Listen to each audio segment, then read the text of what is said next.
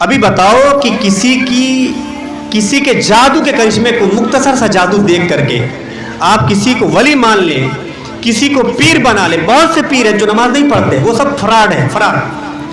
ان کا کوئی دین اور سنت سے کوئی تعلق نہیں ہے. ان کو آپ پیر بنا لیں، ولی بنا لیں. بتائیے مجھے کہ جب دجال آئے گا اور آ کر کہے گا تم مجھے خدا مانو، دلیل دے گا کیا؟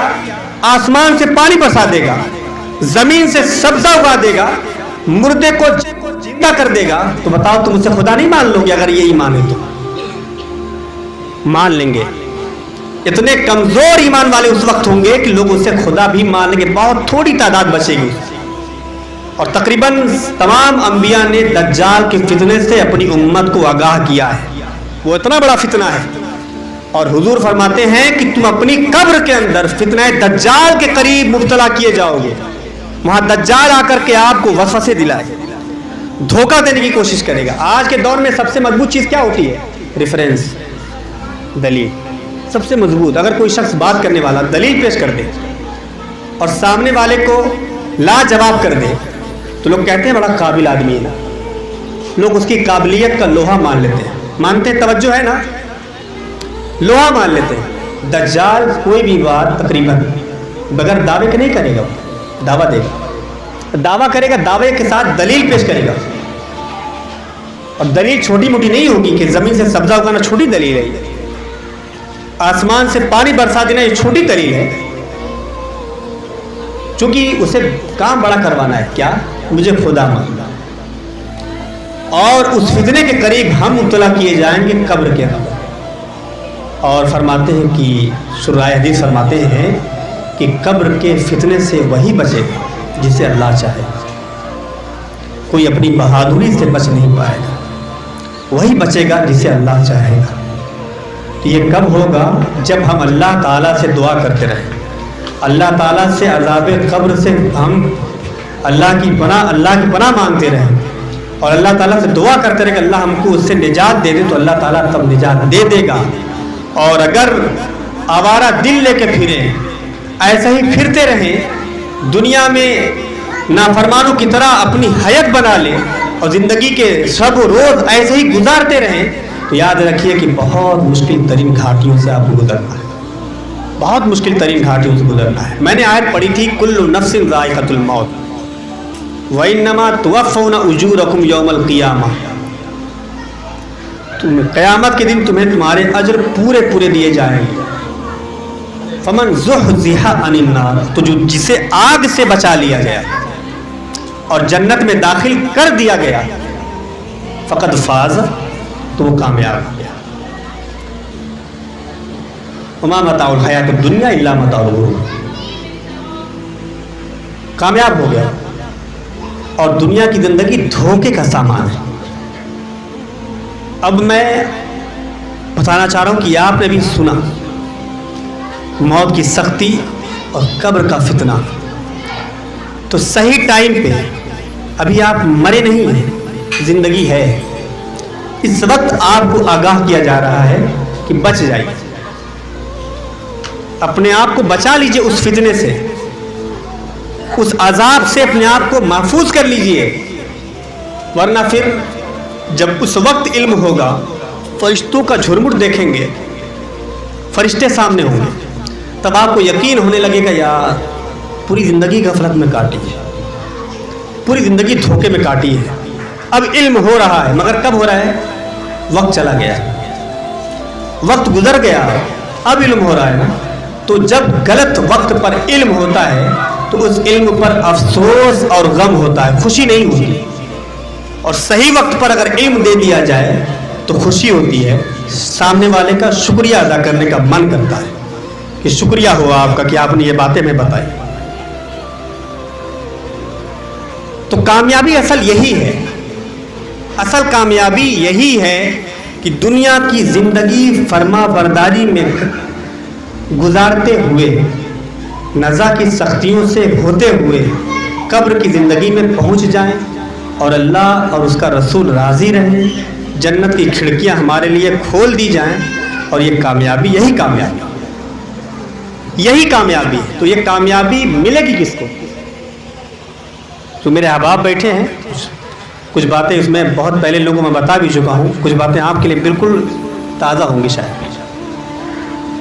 مرنے والا مر کے جاتا ہے دنیا سے، مر کے چلا جاتا ہے، قبر میں جب لٹایا جاتا ہے اس کو،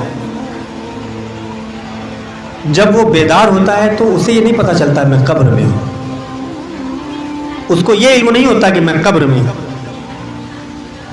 اور مردے پر سوالات نکیرین پر جو وقت پیش کیا جاتا ہے وہ وقت ہوتا ہے عصر کے بعد کا، مغرب کے آنے کا۔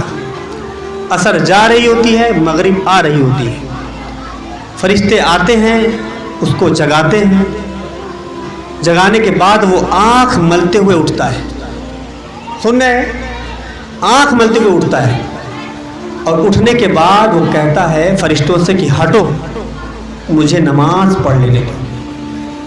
حدیث شریف یہی مکمل ہو جاتی ہے، یہ حدیث شریف ہے، یہی مکمل ہو جاتی ہے مفہوم۔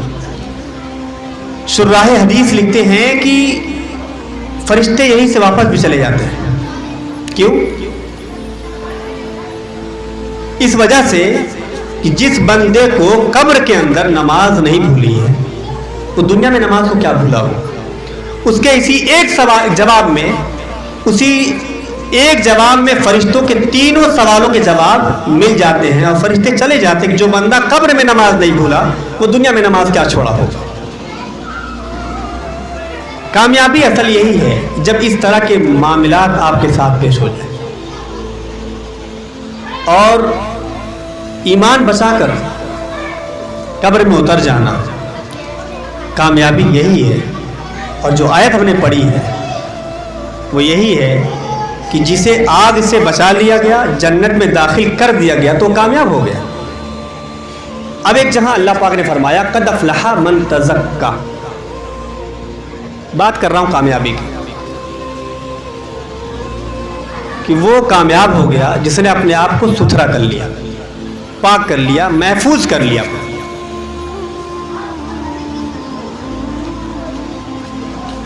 مطلب یہ ہے جس بندے نے اپنے آپ کو قبر سے، گناہوں سے، جس بندے نے اپنے آپ کو گناہوں سے، اللہ تعالیٰ کی حرام کی ہوئی چیزوں سے اپنے آپ کو بچا لیا، وہ کامیاب ہو گیا۔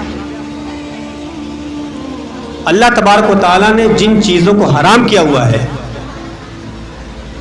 اس کا شمار مشکل ہے،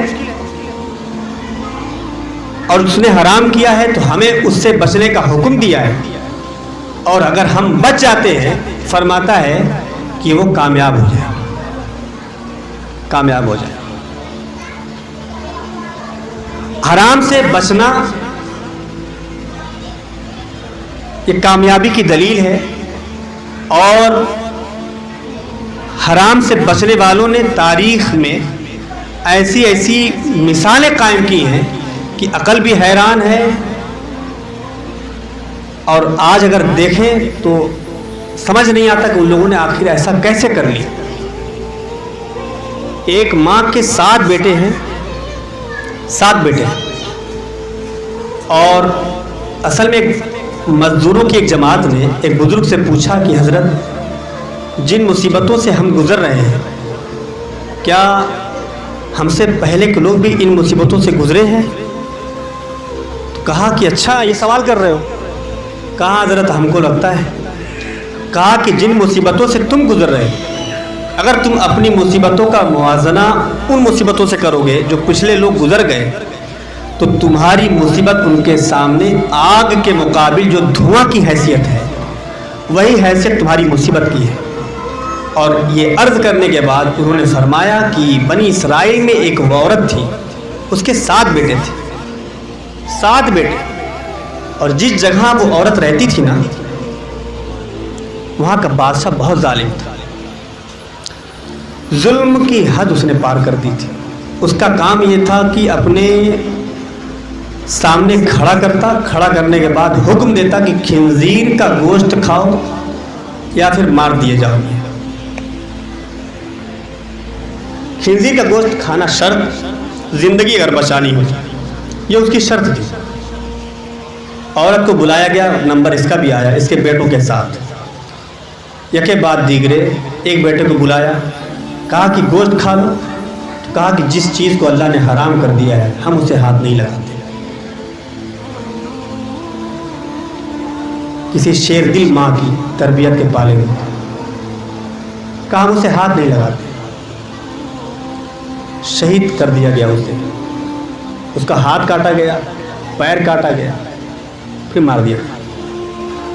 دوسرے بیٹے کو بلایا گیا، کہا تو کھا لے، اس نے بھی یہی کہا جن چیزوں کو اللہ نے حرام کیا ہوا ہے ہم اسے ہاتھ نہیں لگاتے، نہیں کھائے، اسے بھی مار دیا گیا۔ بتانا یہ ہے یہاں پہ، بات آگے اور بھی ہے کہ آج ہم حرام سے بچ نہیں رہے، اور پچھلی تاریخوں میں لوگوں نے حرام سے بچنے کے لیے جان بھی دی، مار دیا گیا۔ تیسرے کا جب نمبر آیا ہے، نمبر جب آیا نا، اس نے بادشاہ کو گالی دینا شروع کر دی، کہا تو ظالم ہے، تو ظالم ہے، عیاش ہے۔ بادشاہ ہنس پڑا، کہا تم لوگ اپنے لوگوں سے کہا تمہیں پتہ ہے یہ کیوں مجھے گالی دے رہا ہے؟ کہا بتائیے۔ کہا کہ یہ گالی مجھے اس لیے دے رہا ہے کہ اگر یہ مجھے گالی دے گا تو مجھے غصہ آئے گا، میں اس کو ترنت مار دوں گا، آسان موت مر جائے، مگر میں ایسا نہیں کروں گا، اسے اور سخت عذاب دوں گا۔ اس کے ساتھ کیا کیا گیا؟ اسے گردن کو پہلے گردن کی چمڑی کو چھیلا ہے، ماں کے سامنے، باپ کے سامنے نہیں، ماں کے سامنے، ماں کھڑی ہے، وہ گردن کی چمڑی کو چھیلا گیا۔ اس کے بعد اس کے چہرے کے پورے چمڑے کو ادھیڑ لیا گیا، پھر اسے کھولتی دیگ میں ڈال دیا گیا، یعنی شہید کر دیا۔ کوئی بات نہیں، انا للہ و انا الیہ راجعون۔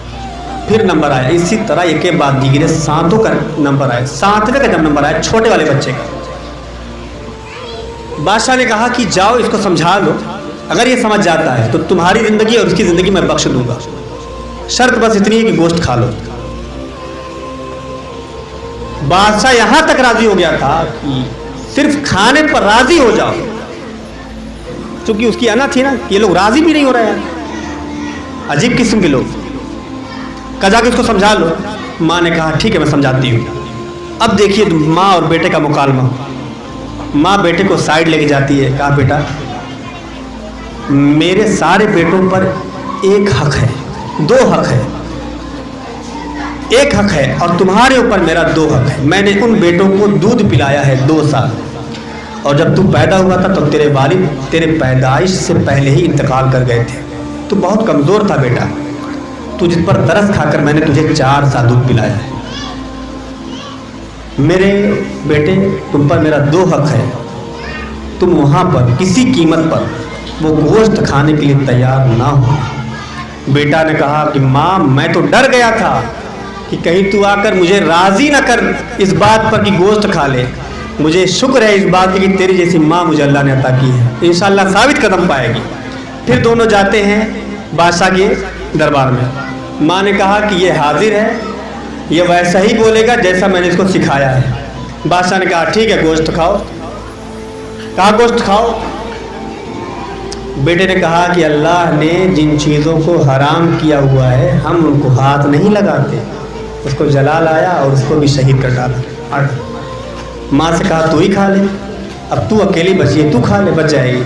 کہا جب میرے 7 بچے شہید ہو گئے میرے سامنے، مجھے اپنی زندگی کا کیا ہے، کوئی پرواہ نہیں ہے، اس کو بھی شہید کر دیا۔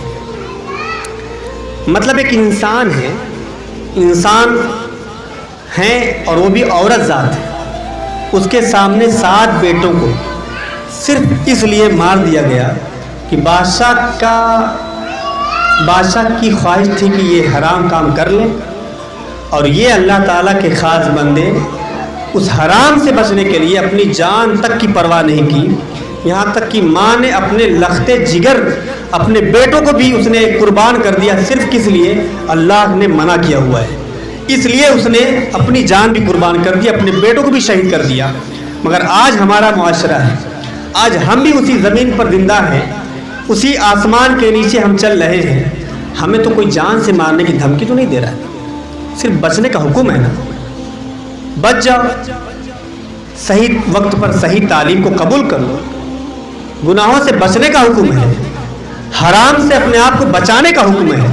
اگر ہم اپنے آپ کو حرام سے نہیں بچائیں گے اس دنیا کی زندگی میں تو بس چل رہی ہے زندگی، مگر آخرت میں پکڑ ہو جائے گی. اور آخرت میں جب پکڑ ہوگی تو وہ وقت بہت عجیب ہوگا. وہاں پر افسوس کا پھر کوئی مطلب نہیں ہوگا، صرف غم اور افسوس ہوگا، کوئی مطلب نہیں نکلے گا اس کا. بہتر یہ ہے کہ اس افسوس سے پہلے اپنی زندگی کو سدھار لیا جائے. حالات بہت نازک ہیں، نزاکت بہت اچھی ہے، بہت زیادہ نازک حالات چل رہے ہیں. کوئی کسی کی پرواہ تھوڑی نہیں کر رہا ہے. جو بیٹے آپ کے کہنے پہ مسجد نہیں جا رہے ہیں، آپ کے مرنے کے بعد وہ قبر پہ جائیں گے، آپ کو لگتا ہے؟ جو بیٹے آپ کے منع کرنے پہ موبائل میں پکچر دیکھنا نہیں چھوڑ رہے ہیں، آپ کو لگتا ہے کہ آپ کے مرنے کے بعد وہ گھر سے ٹی وی نکال کے پھینک دیں گے؟ میرا باپ انتقال کر چکا ہے، میرے گناہ کرنے سے میرے باپ کو تکلیف قبر کے اندر ہوگی جو کہ بہت خطرناک زندگی ہے، وہ پھینک دیں گے؟ نہیں پھینکیں گے یار، بے وفا دنیا ہے. اس لیے مضبوط بنیے، خود اپنے لیے کچھ استعمال کریے، اپنی طاقت خود اکٹھا کریے، اپنے قبر کے لیے کچھ تیاری کر کے جائیے. یہ بہت ضروری ہے، ورنہ افسوس ہوگا. میں پہلے بتا دوں، افسوس ہوگا اور اس افسوس پر پھر کوئی افسوس کرنے والا بیٹھے گا نہیں پاس میں. آتا ہے کہ گدھے کی طرح چلائیں گے. کیوں آتا ہے گدھے کی طرح چلائیں گے؟ کہ بلا کی تکلیف ہوگی. انسان ہو کے چلائے گا، آواز گدھے کی طرح نکلے گی، بلا کی تکلیف ہوگی، آواز اس کی پھٹی پھٹی ہوگی، کوئی پوچھنے والا نہیں ہوگا. کیوں؟ بہت عیش کے ساتھ زندگی کاٹا ہے دنیا میں، بہت عیش کے ساتھ دنیا میں زندگی کاٹا ہے.